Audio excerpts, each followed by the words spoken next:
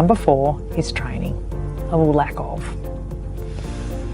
How will you get to where you want to go unless you have a clear training plan? I ask you this. Now, a clear training plan is not Wednesdays in the morning. A clear training plan is Wednesday between 9 and maybe 10, and you have to bring a model and the subject is this. You should always know in advance what the training is going to be about. You should also know clear outcomes. So if the training's on particular colour work, when will this person be able to work on their floor without you helping?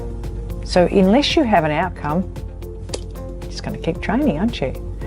And it's the same with anything that you do in your business that is at a discounted rate, as in when your team members have their hair done or their skin services done, or your mum comes in, it should always be in a training. There should be a lot of training. I don't want anybody having their hair or beauty needs done at a lesser rate, unless it's a training. Finding models, having a whole list of models who will come in at very short notice to do training. And I often say if you need 2 models, ring 4, because often 2 can't come at the last minute. Really important to have more. The other thing that I need you to understand with training is you need to be able to assess them. You need to be able to say, what do you think you are out of 10 for that skill? Let them tell you, not you tell them. So if they say, oh, I'm a 6, and you think, okay, so that means you're 4 points short of full marks.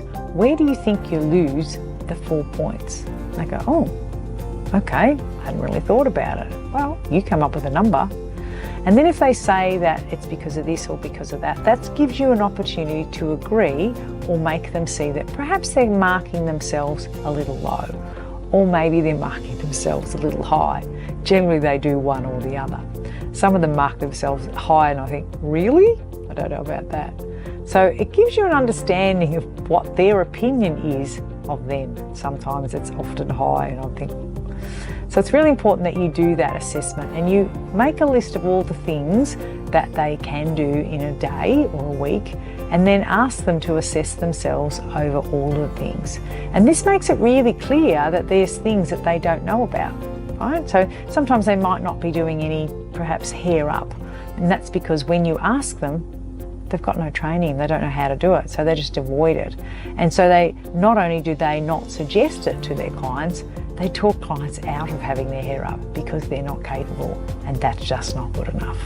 No different to laser or any of the derma pens and things like that. If they're not comfortable in doing it, they will not suggest it to their clients.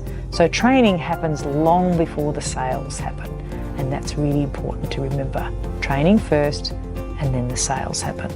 Absolutely gold.